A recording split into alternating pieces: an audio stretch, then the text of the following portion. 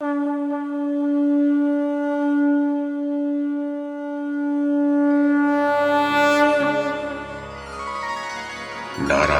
नमस्कृत्य नरं चैव नरोत्तमं देवीं सरस्वतीं व्यासं ततो जयमुदीरयेत्।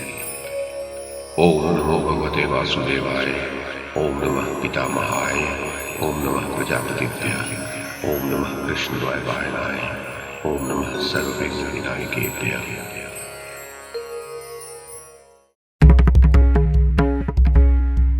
नमस्कार। महाभारत कथा श्रृंखला में आपका स्वागत है।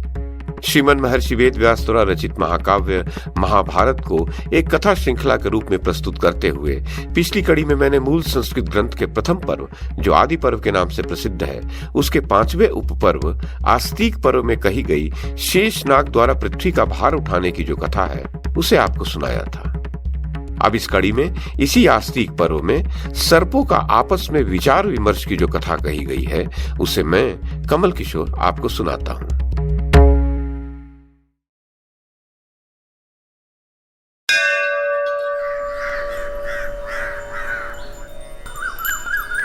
उग्र शिवाजी कहते हैं, माता का श्राप सुनकर वासुकी नाग को बड़ी चिंता हुई।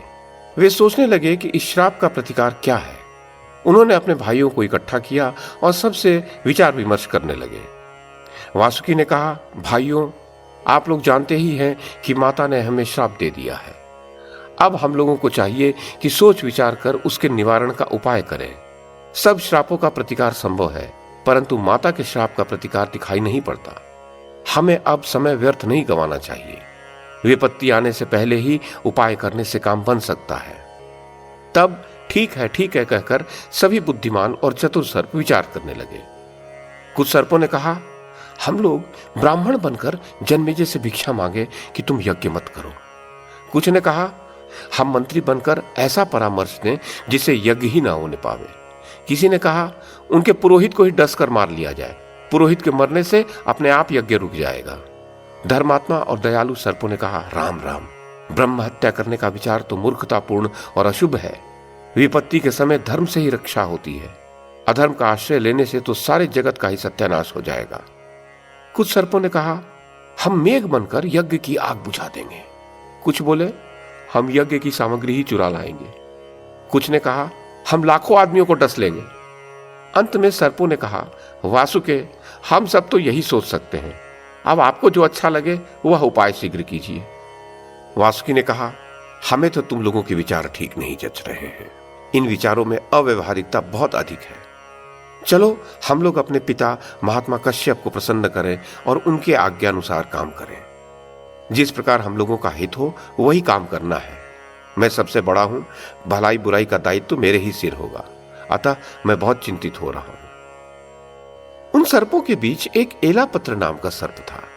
उसने सब सर्पों और वासुकी की सम्मति सुनकर कहा कि भाइयों, उस यज्ञ का रुकना अथवा जन्मेजय का मान जाना संभव नहीं है। अपने भाग्य के अपराध को भाग्य पर ही छोड़ देना चाहिए। दूसरे के आश्रय से काम नहीं चलता है। इस विपत्ति से बचने के लिए मैं जो कहता हूं उसे आप लोग ध्यान पूर्वक सुनिए। जिस समय माता ने यह श्राप दिया था, उस समय डर कर मैं उसी की गोद में छिप गया था।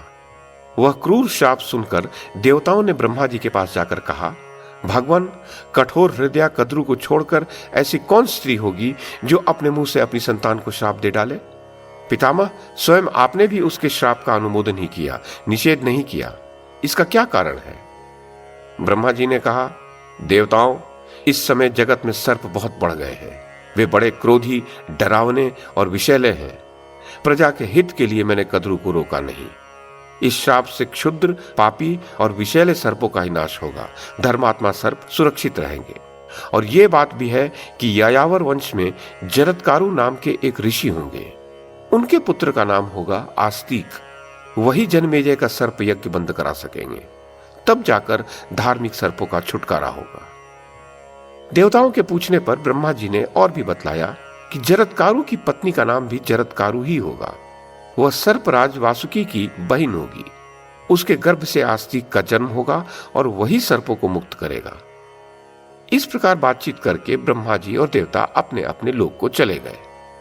सो सर्पराज वासुके, मेरे विचार से आपकी बहन जरत्कारु का विवाह उस जरत्कारु ऋषि से ही होना चाहिए। वे जिस समय भिक्षा के रूप में पत्नी की याचना करें, उसी समय उन्हें आप अपनी बहन दे दें। यही इस विपत्ति से रक्षा का उपाय है। एलापत्र की बात सुनकर सभी सर्पों ने प्रसन्न चित्त से कहा, ठीक है, ठीक है। तभी से वासुकी नाग बड़े प्रेम से अपनी बहन की रक्षा करने लगे। उसके थोड़े दिनों बाद ही समुद्र मंथन हुआ, जिसमें वासुकी नाग की नेति अर्थात मथने वाली रस्सी बनाई गई। अतः देवताओं ने वासुकी नाग को ब्रह्मा जी के पास ले जाकर फिर से वही बात कहला दी जो एलापत्र नाग ने कही थी। वासुकी ने सर्पों को जरत्कारु ऋषि की खोज में नियुक्त कर दिया और उनसे कह दिया कि जिस समय जरत्कारु ऋषि विवाह करना चाहें, उसी समय शीघ्र से शीघ्र आकर मुझे सूचित करना। हम लोगों के कल्याण का यही सुनिश्चित उपाय है।